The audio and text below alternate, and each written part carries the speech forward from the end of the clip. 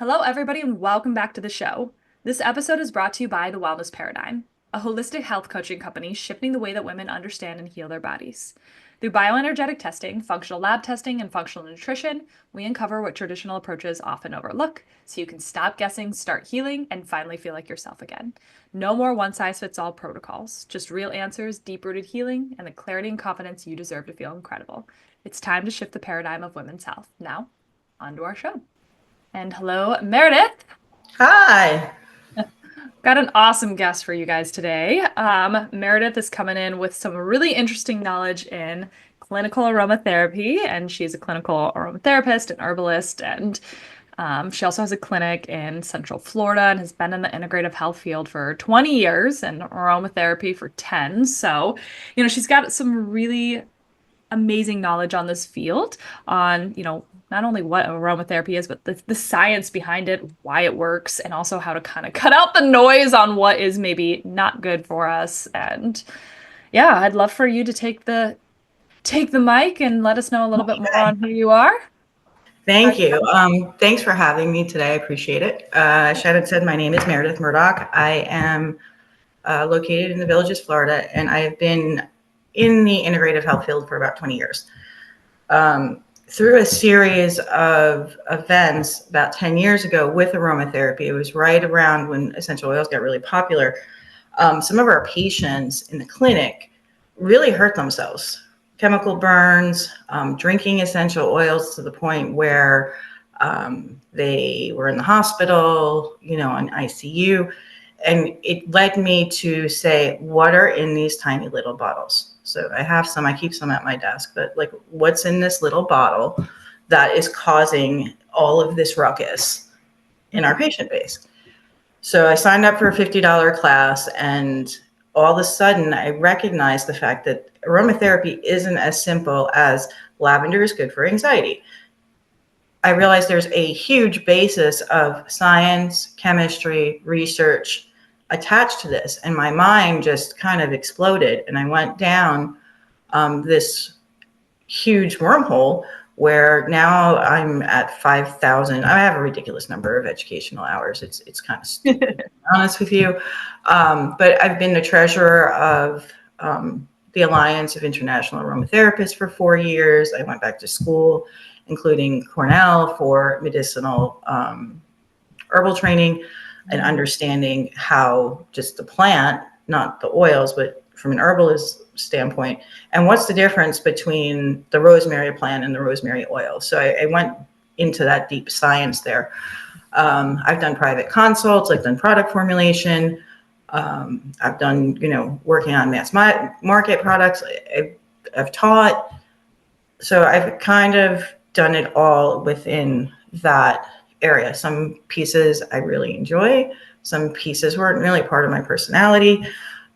So here I am today to just have a chat with you and maybe just give some more information that the basic, YouTube, TikTok, all of that social media, that there's something deeper to this than just like lavender is good for anxiety. Yeah, and I think maybe somewhere to start is what are some of the biggest things that you want to debunk? This is a big one when it comes to aromatherapy. Well, I think it's an older, but this is one that when I'm with my people, as we call, my colleagues and things like this is the eye roll. This is the eye roll. These are the reels that are getting sent into private chat rooms that we belong in. And the biggest one, I think, that I would like to debunk is that frankincense oil cures cancer. Mm. And this is so worldwide. And even some medical professionals, when I had my retail store, my assistant had come into me and she said, XYZ, who is an extremely well-known nurse practitioner in the area and someone that I respect, she had come in and I wasn't there to check out the store. And she picked up a bottle of frankincense and said to her two nurses, we should really look into this because, frankincense oil cures cancer. And my, young assistant, she's like 20 years old, is ready to like pull her hair out. And I'm like, did you say anything? She goes, no, I wasn't going to get into it. But it just showed me that even parts of the medical profession, the Western medical profession, might believe that this is true. And it's a good introduction to how aromatherapy works, because when you take a plant, or in this case, the resin for frankincense, you steam distill it. So that means it goes through this process, and you steam distill it, and you get an oil, and you get a hydrosol in some cases, depending on how you distill it. The hydrosol is the water from the distillation. What studies have shown, and what is true, is that the frankincense tree produces something called boswellic acid. You may have heard of that. Now, there are clinical trials, there are studies that show that boswellic acid does have activity on cancer cells that may be beneficial. However, when you steam distill and you take that oil, that steam distillation takes out the boswellic acid.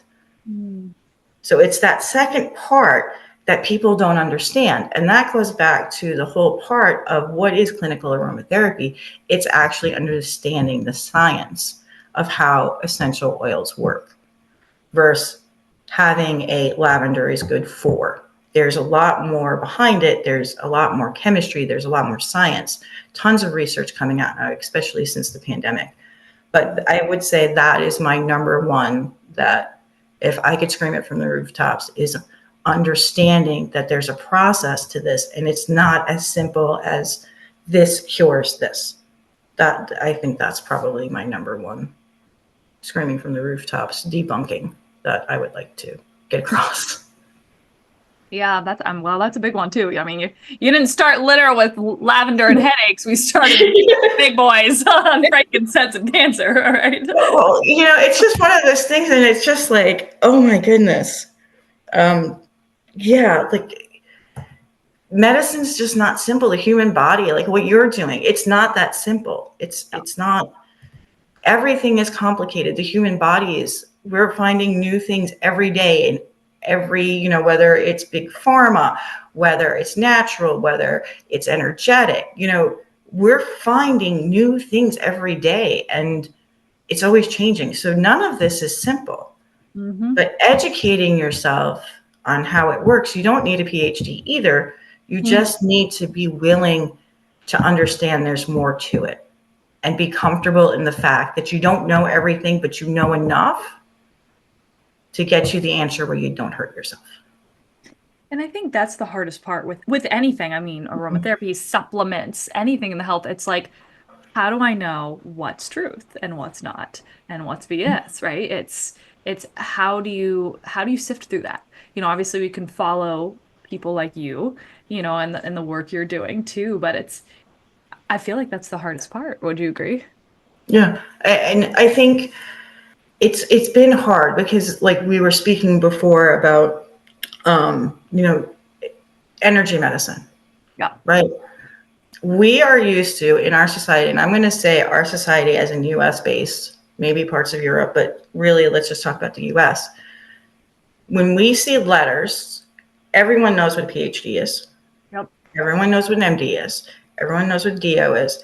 Everyone knows what an MP is, a PA, et cetera, right?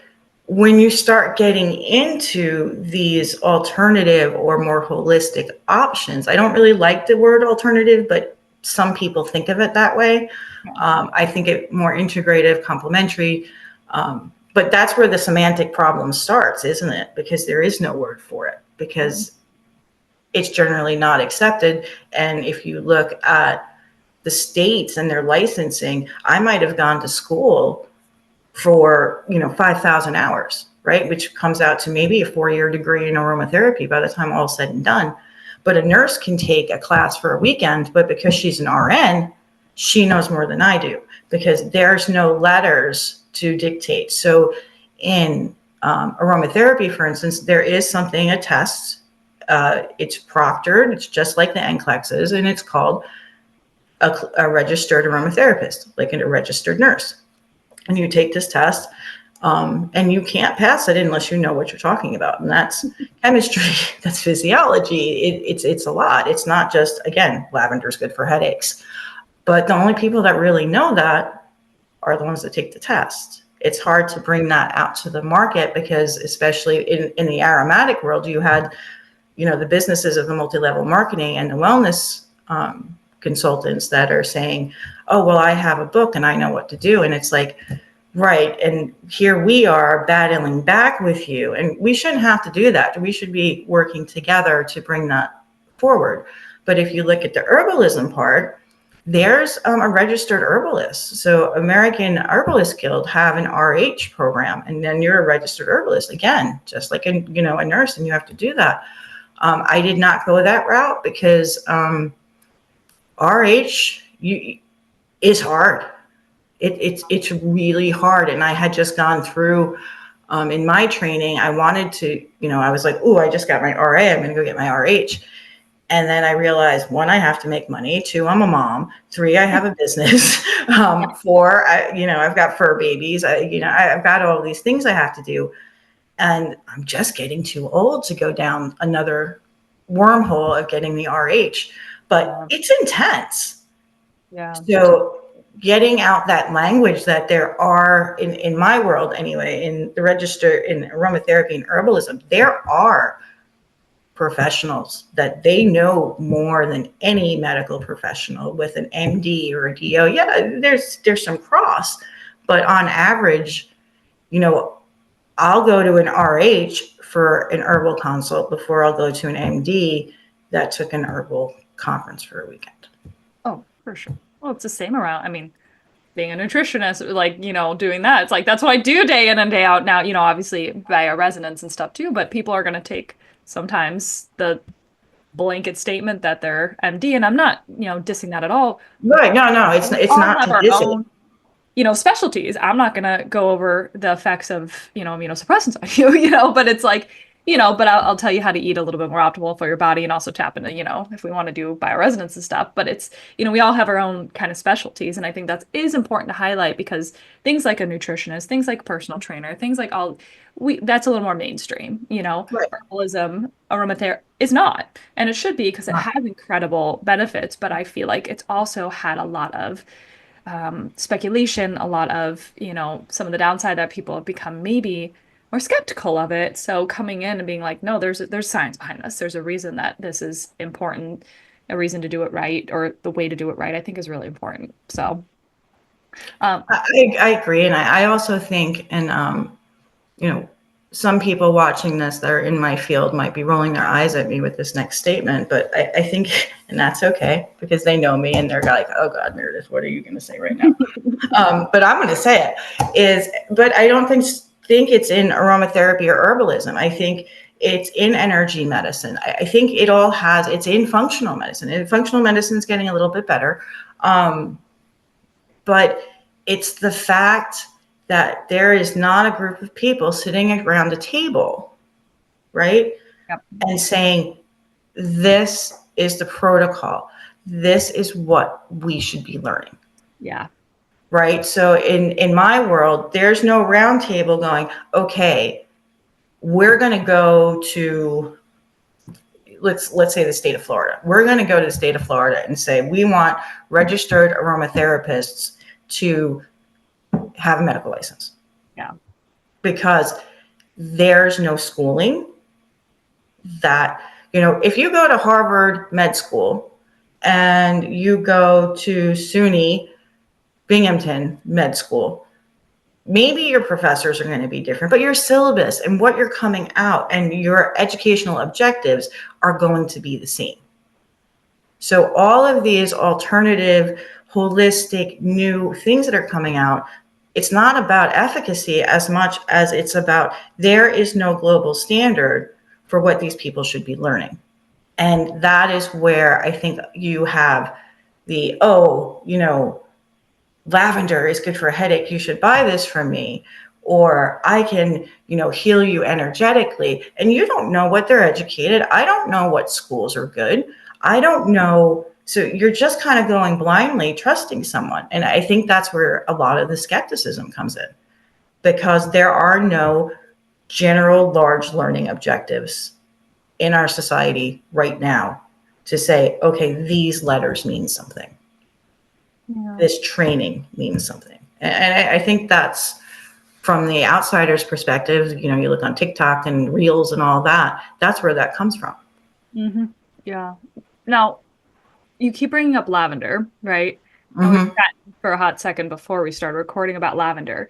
But can you go into it's not just the lavender leaf that it's Okay. curing things. So well, when you look at TikTok, and even like my 15-year-old, she knows enough to be dangerous, which is kind of funny. But she'll show me these things because I don't have time for TikTok, but I know it exists. And she's like, Mom, these people just say lavender's good for headaches. She's like, do they not understand about the chemistry? So, in the simplest terms, when you have a bottle of oil, so I wish I had like this. This is mine.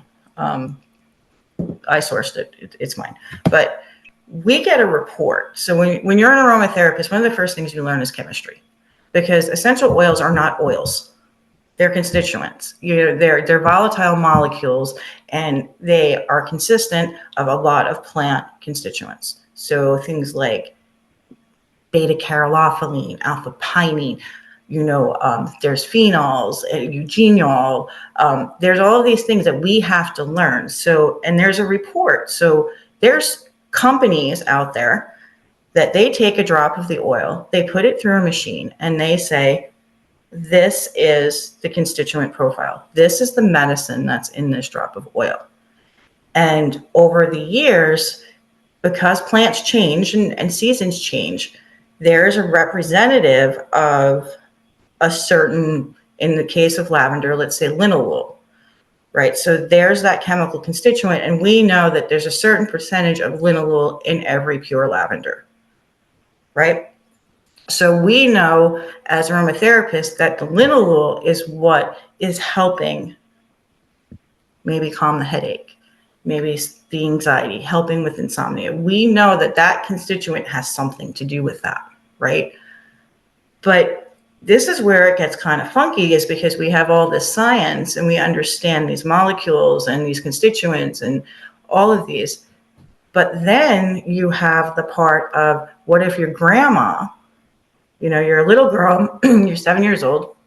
Every time you go to your grandma's house, she smells like lavender.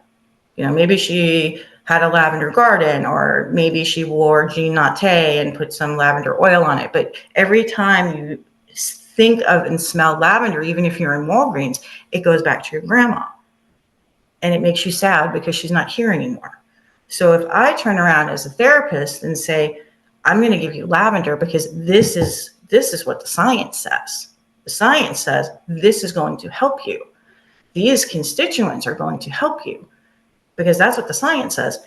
There's a whole part of mind memory in there. So I can give you lavender, but if it's going to make you sad because it's going to remind you of your grandmother, it's not going to work. Yeah. So from there, you have to understand that. You have to understand these parts when you're dealing with the client. And then you have to shift and you have to say, okay, well, I think studies have shown that this is the benefit I'm looking at for, and it's in this constituent linalool. So let me find another oil that has that constituent. So I would immediately go to a thyme chemo type linalool. So when they would smell it, yeah, they would smell thyme, so that it's not going to hit that muscle memory. But all of a sudden they're like, oh, I'm a little bit more relaxed. So they're getting the same benefit as you would with lavender, but it's completely different because it's based on chemistry and not just mind memory, because that can really, you don't realize how strong your olfactory system is tied to your memories. Yeah, for sure. I'm really glad you brought that up because I think that's fascinating, to understand, right? What do you think are some of the, I don't know if dangers is a bit of a dramatic word, but dangers that can come from not utilizing it correctly or utilizing the wrong kind? Because that's one thing that I see a lot is really crappy, options out there that could be doing more harm than good. Well, that is such a, again, people don't know this stuff. That's a multifaceted question. Yeah. Um, So to take the first part of it, what are some issues? Some oils, some citrus oils like grapefruit, for instance, bergamot's a big one. They're phototoxic. So part of my journey into getting into this space, and when I was saying earlier that a series of situations had happened with the patients, 3 of those situations I've already talked about one, and now I'm going to talk about the other ones because there was 3 that kind of, and that's my energetic field, I guess. I'm very Irish. I've had very strong, I guess people would say, esoteric views of plants throughout generations. I've been very fortunate to know 3 of my generations prior to me. So we kind of, my daughter and I laugh because we have 5 generations, and we say that 3 of them, even though they're not here on this earth, they're always kind of around us. So we always say things that happen in threes. And when things happen to me in threes, I pay attention. So the first one was the frankincense. Was we actually had a patient who was, she had ovarian cancer, went into remission, and she disappeared. And she would come every week. She was like a regular. And we couldn't find her. And she was, her emergency contact didn't work. She was a single woman. And she popped up 4 weeks later. We couldn't find her. We thought she had died. She drank 5 ml bottle, like this size, of frankincense oil because a wellness consultant from a essential oil party had told her it was going to cure her cancer. That's why I'm so passionate about that one. And she was in ICU, and I guess she was taking, I don't know if it was tamoxifen or something like that, but total interaction almost killed her. Like that almost killed her more than the cancer did. So like that was the number one thing, and that's why I brought that up earlier. So the number 2 thing kind of answers your question is that you always want to use a carrier. So a very simple term is 26 pounds approximately. It depends on the plant. I'm going to use the peppermint plant. 26 pounds of peppermint equals one drop of essential oil. That's how potent it is. Wow. Okay, so yeah, people don't understand that. So we had this, again, back to the lavender. Everyone loves lavender. We had a patient that came in and her legs were bright red, like cherry red. And we are very fortunate that our office space is right next to an urgent care because they were busy that week. She took the lavender oil without any carrier. She didn't put olive oil. Like carriers are so easy. They're in your cabinet. If you needed a carrier and you weren't going out in the sun, you could really use butter. I've used it on a burn before, honestly. Something oil-based, right? Because that carries it into the skin. She didn't use a carrier, and she put it all over her legs like it was a lotion. And she had like this crazy histamine reaction. So we had to go send her over there to go get Benadryl. You know, I think she got a shot in her ass, but I'm sorry, language. But yeah, that's what happened. Yep. So 2 weeks after that, the next one that came in was, we're in this retirement community. So a lot of, young adults and, kids come down to visit and they play pickleball. That's like the big thing is pickleball. Yep. So mom comes in, mom's a patient, mom brings in, 30-something-year-old daughter, and there's a blister like this big. I'm trying to do it on Zoom, like that big on the back of her neck. Oh, wow. And we do acupuncture, so they had come in to see if the acupuncture needle could pop the blister. They got sent to urgent care too. But the point being, it's like we're the complimentary alternative emergency room sometimes. But she had used bergamot oil again without a carrier because I don't know why. She said I wanted to smell good and I thought it was good for sweat, which I've never heard that. That's probably something on TikTok, but she put it on the back of her neck, went into 100-degree Florida sun, and had a phototoxic reaction. Wow. So you need to, but then the market will turn around in that case and say, well, you can't use bergamot in the sun. But that's not necessarily true either, because there's companies out there that pull that element out And then it's called FCF bergamot, which means that phototoxic, and I can spell it for you, but I always butcher it. I'm going to sound like a fool, so I'm not going to say it. Futabillion gets pulled out, and then you can use it normally. So there's that part. There are some studies that say, if you have low blood pressure, don't use ylang ylang because that's known to lower blood pressure. But again, that you're talking a small amount of people, and so there are contraindications. And then there you have people on there, oh, this is carcinogenic. Almost everything we have is carcinogenic. Yes, in some way, for sure. I mean, even some of the stuff that's on the FDA in large, copious amounts, it's carcinogenic. But then you can go into the argument of homeopathy, right? Like means like, and all the dilution rates and everything like that. You can go down that wormhole, which I won't. But just because you use a 1 drop of nutmeg into a blend for a headache because it helps you, that is properly diluted, doesn't mean you're going to get cancer. And I'm really tired of like this pseudoscience that surrounds us on the surface, because we sit there as a collective group of a few thousand people going, oh, for fuck's sake, like just stop, just stop. And then we get into an argument, with these people that don't know. And it's just kind of, I hate to be crude, but my grandfather used to say, argue with an idiot and they're going to bring you down to their level and beat you with experience. That's kind of where we sit at this point. And we're not being cocky. It's just science. It's very simple. So those are some of the contraindications. These are things you have to know. This is what we do know. And this is where we get frustrated with what goes out on social media and the marketplace and things like that. Mm. Did that answer your question? Yeah, absolutely. Okay, good. If there was, this might be hard, but if somebody was interested in getting into more of this kind of work, understanding more, learning more, wanted to understand good products, where would you say would be a good place to start? I would say that we are very fortunate that we have really good schools. We have really good schools. I would say out of the top 20 aromatic schools in the US, I probably know 18 of them personally. And a lot of them, I can email you a resource if you want to do that, resource guides, because I speak to them. They offer free classes.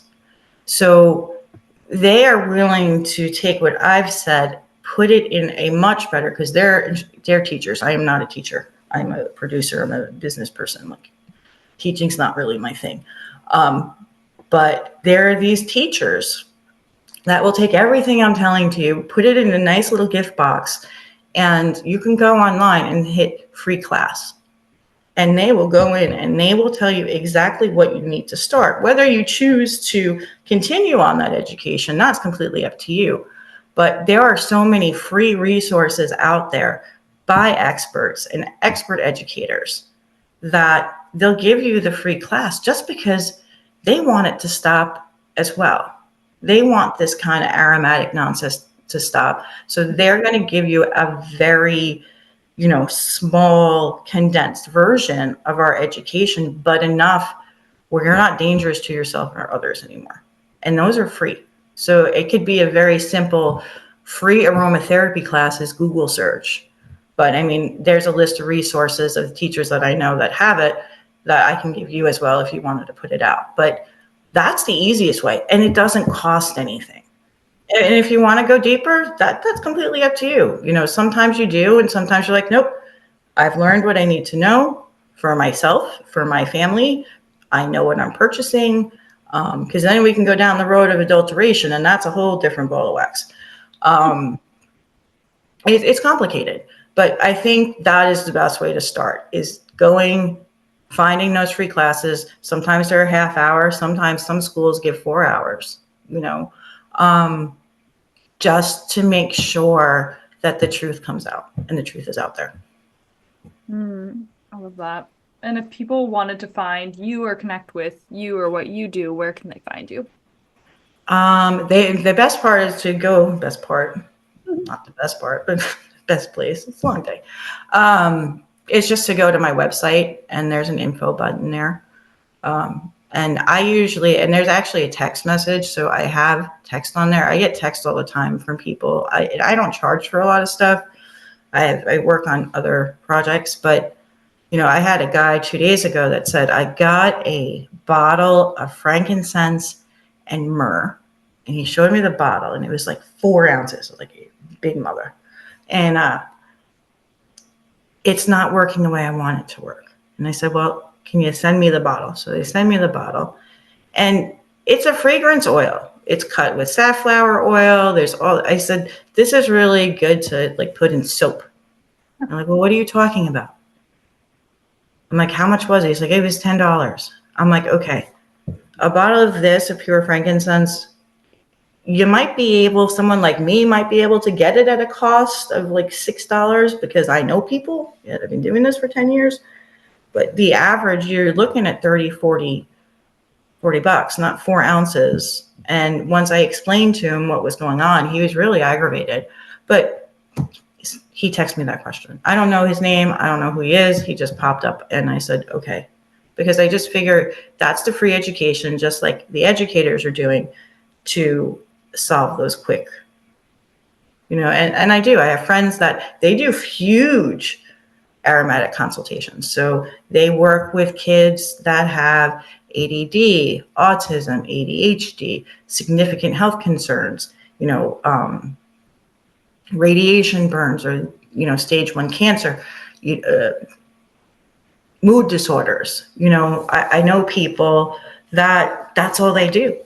And they consult with people, usually over Zoom over that, but they make them, buy certain things and get their supplies in certain places just so we know it's therapeutic value. Because there's this whole, is it pure? Mine's pure. Yours isn't pure. And that's just a bunch of marketing horseshit. I am so sorry. It really is. It comes down to that GC. And if the GC is right, and if you understand what you're reading.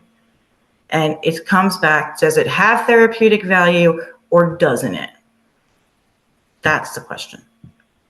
Not it's pure, because you can have something that's pure, but the harvest season was wrong. So you can go to get this rosemary and yeah, it's pure oil, but they had a really bad harvest and the soil was really just not working for this crop. So it's not that good of a rosemary compared to maybe a lot beneath it.